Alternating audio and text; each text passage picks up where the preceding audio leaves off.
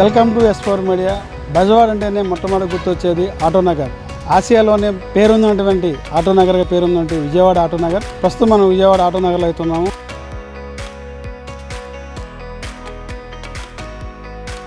విజయవాడ ఆటోనగర్ అనేది 1963లో ఈ యొక్క ఆటోనగర్కి బీజం పడిందని చెప్పాలి. అప్పటి రాష్ట్ర పరిశ్రమల శాఖ మంత్రి మర్రి చెన్నారెడ్డి గారి ఆధ్వర్యంలో ఆయన చొరవతో బెజవాడలో ఆటోనగరాన్ని ప్రారంభించారు. ఆనాటి ప్రధానమంత్రి శ్రీమతి ఇందిరాగాంధీ చేతుల మీదుగా ఈ యొక్క ఆటోనగర్ను శంకుస్థాపన చేశారు. దాదాపు 275 ఎకరాల విస్తీర్ణంలో ఈ ఆటోనగర్ అయితే శంకుస్థాపన చేయడం జరిగింది.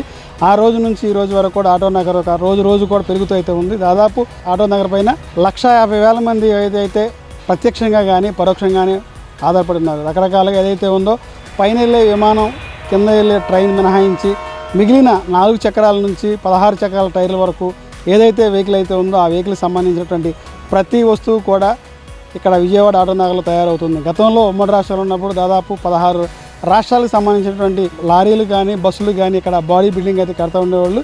లారీలకు సంబంధించినటువంటి ఏదైతే ఉందో బాడీ కట్టడంలో బెజవాడ అనేది బాగా ఫేమస్ అని చెప్పాలి. ఇప్పుడు ఈ రోజున BS4 మోడల్స్ రావడం వల్ల ఈ బాడీలు కూడా తగ్గడం అయితే జరిగింది. పాత అంతా కూడా మినిమం 15 సంవత్సరాల సర్వీస్ అయిన తర్వాత ఆ బళ్ళని అయితే స్క్రాప్కి పెట్టడం వల్ల ఇక్కడ ఉపాధి అయితే తగ్గుతుందని చెప్తున్నారు. ఈ బెజవాడ ఆటోనగర్ అనేది దాదాపు లక్షల మందికి ఉపాధి కల్పిస్తుంది.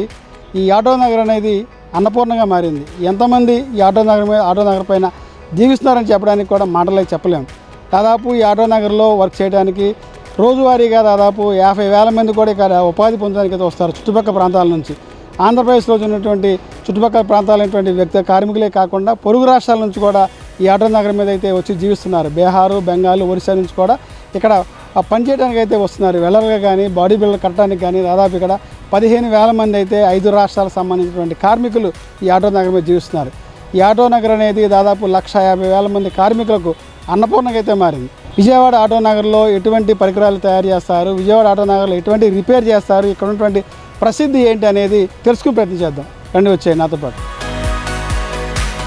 మీ షెడ్లు ఏమేమి రకాలు తయారవుతాయి ఏంటి? మీరు ఎప్పటి నుంచి ఈ ఫీల్డ్లో ఉన్నారు? 85లో వచ్చామండి.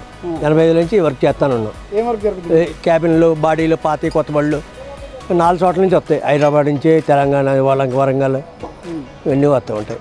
చేసి పంపుతూ ఉంటాం. ఎంతమంది వర్క్ చేస్తుంటారు? 20 మంది, 25 మంది వర్క్ చేస్తాం. కమరోళ్ళు, టెంకరోళ్ళు మొత్తం బిల్డింగ్. ఈ వరకు బాగుండేది, ఇప్పుడు పరిస్థితి బాగాలేదండి.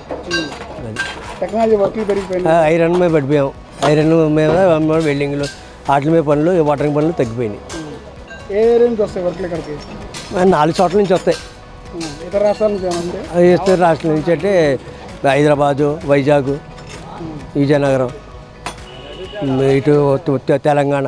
ఎలక్షన్స్ వచ్చినాయంటే ప్రచార రథాలు తయారు చేయాలంటే మా ఆటనగర్లోనండి. అది తెలంగాణ నుంచి అని కానీ ఆంధ్ర బళ్ళు కానీ ఎన్ని రాష్ట్రాల నుంచి అన్నా కానీ ప్రచార రథాలు తయారు చేయాలంటే ఆటనగరే ఫేమస్. ఇంకా ఆటనగర్లో తప్పితే ఎక్కడ తయారు చేయలేరు. అదండి బెజవాడ అంటే ప్రచార రథాలు. అది ఎన్నికలకైనా దేనికైనా ప్రచార రథాలు తయారు చేయాలంటే ఆటనగర్. పార్టీలతో మాకు సంబంధం లేదు, ఏమీ లేదు. 3 రాష్ట్రాల నుంచి ప్రచార రథాలు చేసుకోవడానికి వస్తాయండి. అలాగే గుడికి సంబంధించిన రథాలు ఉంటాయి. గుడికి సంబంధించిన రథాలు కూడా తయారు చేస్తారు ఇక్కడ. అన్ని అంతా స్టెయిన్లెస్ స్టీల్తో తయారు చేస్తారు. ఈ గుడికి సంబంధించినవి. ఏం రకాలు తయారు చేస్తారు? ఎక్కడెక్కడ నుంచి వర్క్లు వస్తాయి ఏంటి, ఏం చెప్తారు? నమస్కారం అండి. ఈ లారీ బాడీ క్యాబిన్ కడతారండి. ఇక్కడ FR చాయిస్ కంపెనీ వస్తే ఇక్కడ పూర్తి పని మొత్తం చేసుకొని వెళ్తారు. ఒక టారు పట్టాతో సహా మొత్తం కొనుక్కే వర్కర్ ఎక్కి బండి తోలు కూడా అలా జరిగింది ఆటోనగర్లో. ఇప్పుడు పాత బళ్ళు అంటారా, ఆటోమేటిక్గా 5 సంవత్సరాలు ఒకసారి బాడీ క్యాబిన్ కట్టించుకుంటారు. అది ఇప్పుడు చిన్నగా పని. కొత్త బళ్ళు అనేది ఆటోనగర్లో రావట్లా, తగ్గిపోయింది. 60 లక్షలు అయ్యేటప్పటికి ఓనర్ ఇప్పుడు చిన్న చేతిగా పని చేయడం డబ్బులు ఉండట్లా ఓనర్ దగ్గర. దానివల్ల లారీలు తీయట్లా ఆటోనగర్లో. ఇంకో మాట ఏంటంటే మనకి తెలంగాణ తీసినాక ఆటోనగర్ డల్ అయిపోయింది. ఇంకో మాట ఏంటంటే తర్వాత కరోనా వచ్చిందిగా, దానివల్ల ఇవాళ షెడ్ అద్దె కట్టాలంటే 60,000 నెలకు వచ్చి, వాచ్మెన్కి 10,000, కరెంట్ బిల్లు 15,000. వర్కర్లు కూడా ఆటోనగర్ పని చేయట్లా, మానేశారు చాలామంది. పళ్ళ వ్యాపారం అని ఏదో ఒకటి చేసుకున్నారు. ఇవాళ అద్దెలు పెరిగిపోయి చాలామంది షెడ్లు చేయగా డిసెంబరు, జనవరి, ఫిబ్రవరి 3 నెలలు ఉంటుంది పని, తర్వాత ఉండట్లా, చేయట్లా పనులు. అలా మార్కెట్ కూడా డల్ అయిపోయింది. ఈ షెడ్లో బాడీ క్యాబిన్ కడతామండి. చెక్క బాడీ క్యాబిన్ అయినా సరే ఏదైనా కడతాం. ఇంకో మాట ఏంటంటే మన ఆటోనగర్ నేషనల్ తయారైద్ది. పైన వెళ్ళే ఫ్లైటు, కింద వెళ్ళే ట్రైన్ తప్ప 4 చక్రాల కాడి నుంచి 16 చక్రాల దాకా ఆడతాడు. అది ఆటోనగర్. మొత్తం మీరు ఈ ఆటో నగర్ ఎంతమంది ఆధారపడి ఉంటారు? 1,00,000 మంది ఉంటారండి. 1,00,000 మంది కార్మికులు ఉంటారు. అంటే పని తగ్గిపోవడం వల్ల రావట్లా, ఆటోనగర్ పనులు లేపడం వల్ల రావట్లా. మేము గత 30 సంవత్సరాలుగా మాకు చదువు లేదు, ఇక్కడే పని నేర్చుకొని ఇక్కడే మేము షెడ్ పెట్టి మాకు బాగా పని ఉంటే కనీసం ఒక 30 మందికి నెలకి మేము పని చెప్తాం అన్నమాట. మాకు పని ఫుల్గా ఉంటే మరి ఇప్పుడు ఒక 5-6 సంవత్సరాల నుంచి లారీ వ్యవస్థకు దెబ్బతిని ఓనర్లు చాలా ఇబ్బంది పడుతున్నారు. టోల్గేట్లు పెరిగి, డీజిల్ పెరిగి మరి ఆటోనగరం రోజు పనులు తగ్గిపోతున్నాయి. వర్కర్లు ఎంతోమంది ఆటోనగరం మీద ఆధారపడి ఉన్న వర్కర్లు ఈరోజు పని లేక పాపం ఎవరు ఏం చేస్తారో తెలియని పరిస్థితి అయిపోతుంది అనమాట. మరి ప్రభుత్వం కూడా దీని అందుకు దయించి లారీ వ్యవస్థ మీద ఒక కన్నేసి ఆ పెట్రోల్ కానీ డీజిల్ కానీ తర్వాత టోల్గేట్లు కానీ కొంచెం తగ్గించే మార్గం చూడండి. మరి ఆటోనగర్లు ముఖ్యంగా ఏంటంటే ఇక్కడ వాటర్ లేదండి. కనీసం మేము 30 సంవత్సరాల నుంచి ఇక్కడ పనిచేస్తున్నాం. ఇక్కడ కనీసం కడుక్కు కూడా నీళ్ళు కూడా లేవన్నమాట. ఎవరి కాళ్ళు పంపులు వేసుకోవడమే, మెయిన్ వర్కర్లు కదండి. తర్వాత ఏంటంటే ఎక్కువగా కరెంటు బిల్లులు అండి.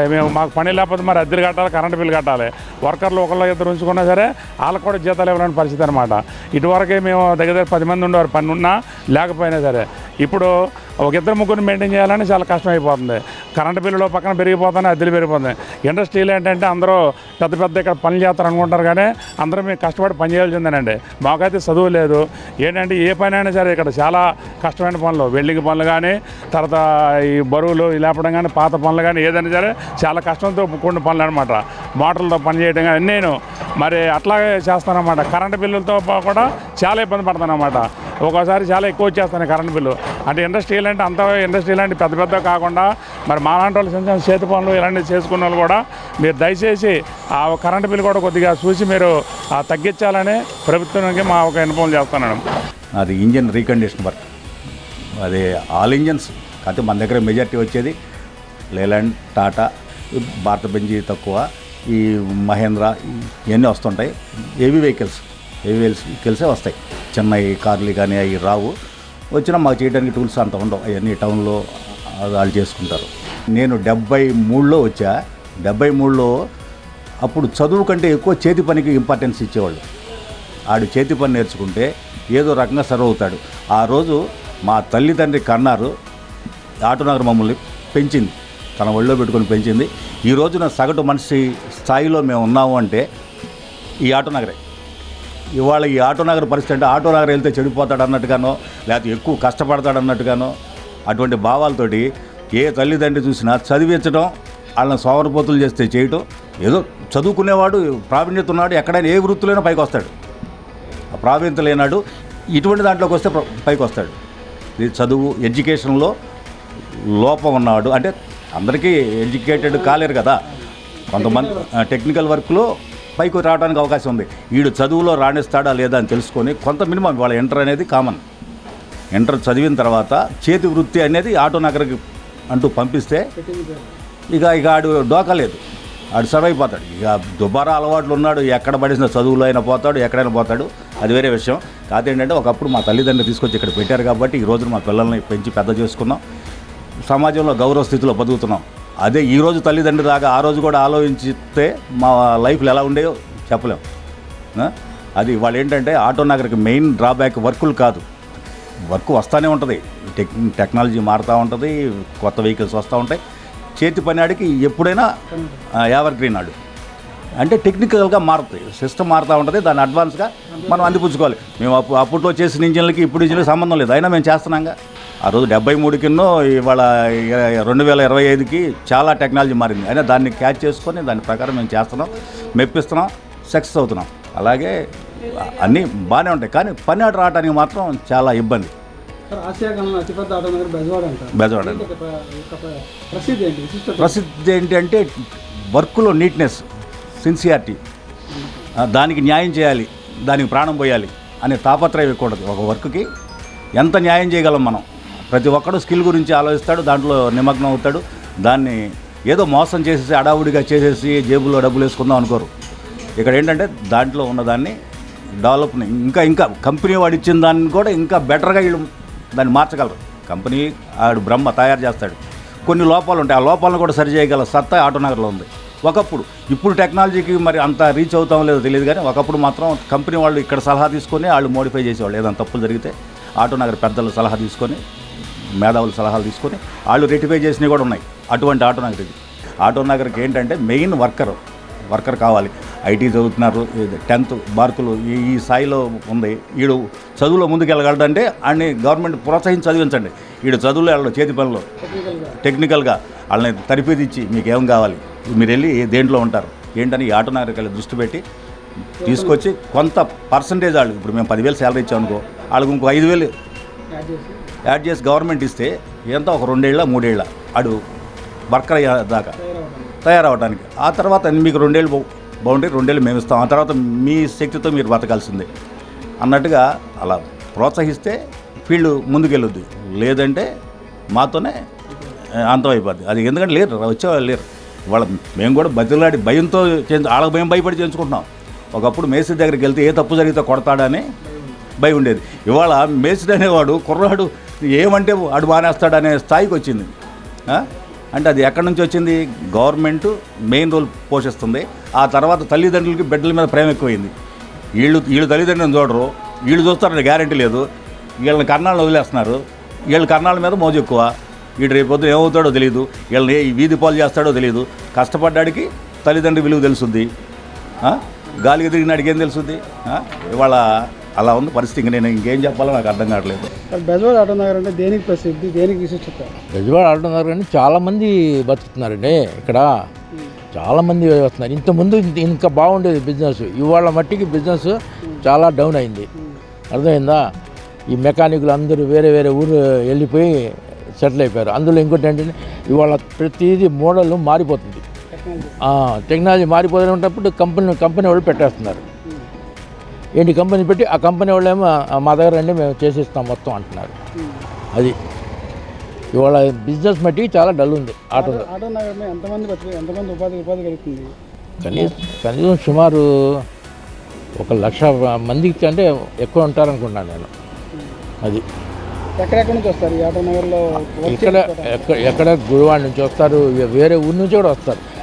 ఇప్పుడు ఇంతకుముందు ఇంకా బాగా వచ్చేది, ఇప్పుడేమో చాలామంది ఎక్కడెక్కడ సెటిల్ అయిపోయారు. మెకానిక్ హనుమాన్ జంక్షన్ ఖమ్మం నుంచి, తర్వాత జగ్గపేట నుంచి, ఇంకా న్యూజిలాండ్ నుంచి, చాలా దూరం నుంచి వరంగల్ నుంచి అలాగ వచ్చేవాళ్ళు.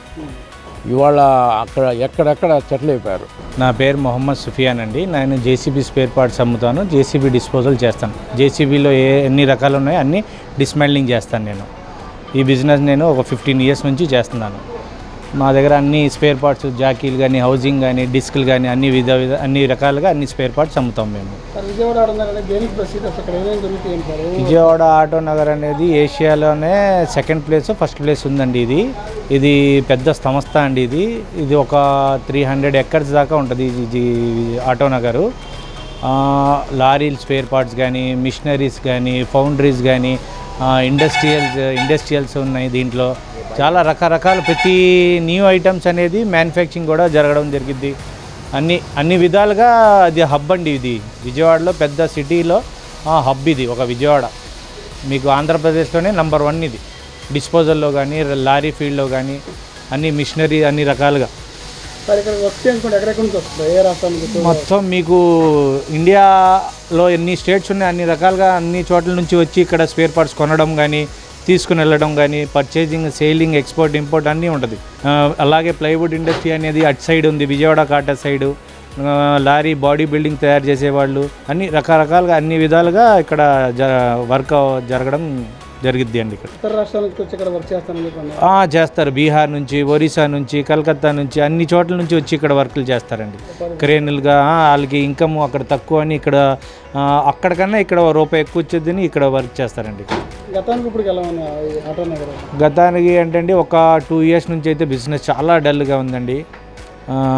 ఆ ప్రభుత్వం అన్నా ఈ ప్రభుత్వం అన్నా ఇద్దరు వచ్చేసి ఏదో చేస్తామని ఎక్స్పెక్ట్ చేసాం, కానీ బిజినెస్ అయితే జీరోలో తెచ్చుకొచ్చేసారండి. మధ్యవర్తి నష్టం అయిపోతున్నాడు. ఉన్నవాడు అద్దెల మీద బతికేస్తున్నాడు, లేనివాడు అడుక్కొని తింటున్నాడు. మధ్యవర్తి వచ్చేసి బౌల్డ్ అయిపోయాడు. అసలు బిజినెస్ అనేది కొలాప్స్ చేశారు. ఏ విధంగా ఈ నెలలో పెరిగిద్ది బిజినెస్, వచ్చే నెలలో పెరిగిద్దని గత 8-9 నెలల నుంచి మేము వెయిట్ చేస్తున్నాం. కానీ యాజ్ ఇట్ ఈస్గానే బిజినెస్ ఉందండి. ఏం డెవలప్మెంట్ అనేది లేదు. మరి అది ఎప్పుడు జరిగిద్దో ఏంటనేది దేవుడికే తెలియాలి. నేను ఆటోనగర్లో దగ్గర నేను 34 సంవత్సరాల నుంచి వ్యాపారం చేస్తున్నాను. డిస్పోజల్ వ్యాపారం. మా నాన్నగారు వాళ్ళు ఏమో 52లో ఆటోనగర్ వచ్చిన కొత్తలో వచ్చారు ఇక్కడ. పాత వాళ్ళు వీళ్ళు అందరూ. ఇప్పుడు డిస్పోజల్ షాపులు అంటే ఇప్పుడు దగ్గర బయట ఊరు నుంచి ఇటు బందరు, ఇటు పెడన, ఇటు ఏమో మచిలీపట్నం, తర్వాత వైజాగ్, ఇటు కొండపల్లి, గుంటూరు అటు నుంచి వచ్చేసి ఇక్కడ కొన్ని వేల మంది బతుకుతున్నారు ఇక్కడ. అలాంటి ఆటోనగరు బయట నుంచి వచ్చే ఇది ఆదాయం తగ్గిపోయింది మాకు. తెలంగాణ వేరేగైపోయిన తర్వాత వచ్చే బాడీలు గిట్టడం అనేది తక్కువైపోయింది. ఇంతకుముందు కొత్త చాసిస్లు వచ్చాయి, అది ఇప్పుడు రావట్లేదు. అది కంపెనీలోనే ఇచ్చేస్తున్నారు, మ్యానుఫ్యాక్చరింగ్ చేస్తున్నారు. ఇప్పుడు మొత్తం చెప్పేసి దగ్గర 50,000 మంది బతుకుతున్నారు ఈ ఆటోనగర్లో. ఇలాంటి ఆటోనగర్ ఏమో తీసేసి ఎక్కడో పక్కన ఇస్తానంటున్నారు. వీళ్ళు బతుకు తెరువు ఎలాగ వీళ్ళది, అది మేము ప్రశ్నిస్తున్నాం మీకు. అది ఇప్పుడు వాళ్ళు బయటికి వెళ్ళిపోయారని 50 మందికి మేము కూడి తగ్గిపోయినట్టే కదా. అలాంటిది మేము న్యాయం జరగాలని చెప్పి కోరుతున్నాం. 1965లో ఆటోనగర్ని ఇందిరాగాంధీ గారు వచ్చి ఓపెన్ చేశారండి. ఇదొకటి. 1969లో మా నాన్నగారు వచ్చి ఇక్కడ 3 రోడ్డు మేళ్ళ మీద 500 గజాలు, గజం ₹1 చెప్పున ఎంతో అయిందని చెప్పి మా నాన్నగారు అప్పుడు చెప్పేవాళ్ళు. ఏమండి 1969, 70 నుంచి ఇక్కడ ఆటోనగర్ నుండి స్టార్ట్ అయ్యారు సార్. ఒకళ్ళు వస్తూ.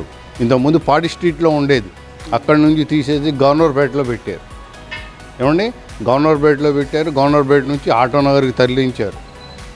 నేను వచ్చి 1982 తెలుగుదేశం పార్టీ ఎన్టీ రామారావు గారు వచ్చినప్పుడు వచ్చాను. 40 సంవత్సరాలు పూర్తయిపోయినాయండి నాకు. ఇక్కడ నిక్కర్లు వేసుకొని పనిచేసేవాళ్ళం. మా నాన్నగారి దగ్గర సొంత కొట్టున్నా సరే మేము ఒక గుమసలాగానే పనిచేసి ఆ వృత్తి నేర్చుకున్నాం. కానీ ఎందుకు నేర్చుకున్నాం అనేది ఈరోజు ఇదవుతున్నాం. ఎందుకంటే ఈ వృత్తిలో ఇక లేదు, తగ్గిపోయింది. పస తగ్గిపోయి వ్యాపారంలో లాభాలు లేవు, ఇంకా వృద్ధి చెందట్లేదు. రాను దిగజారుతుందే తప్ప ఇది ఎదుగుద్దన్న ఆశ కూడా లేకుండా పోయింది వ్యాపారం. ఇది BS6 బళ్ళు అని చెప్పి అవి వస్తున్నాయండి. ఇంతకుముందు అయితే BS4, BS ఈ రాకముందు అయితే అదే బండిని ఆల్టరేషన్ చేసి అదే బండిని తిప్పుకునేవాళ్ళు. కానీ ఈరోజు 15 సంవత్సరాలు టైం అని పెట్టారు. ఆ టైం పెట్టిన కాడ నుంచి ఆటోనగర్లో లారీలన్నీ డిస్మాండ్లింగ్ అయిపోవటం, కొత్త జనరేషన్ రావటం, పాత సామాన్లకు విలువ తగ్గిపోవటం, ఇవన్నీ చేయటం వలన వ్యాపారం మందగించి ఇదైపోయిందండి.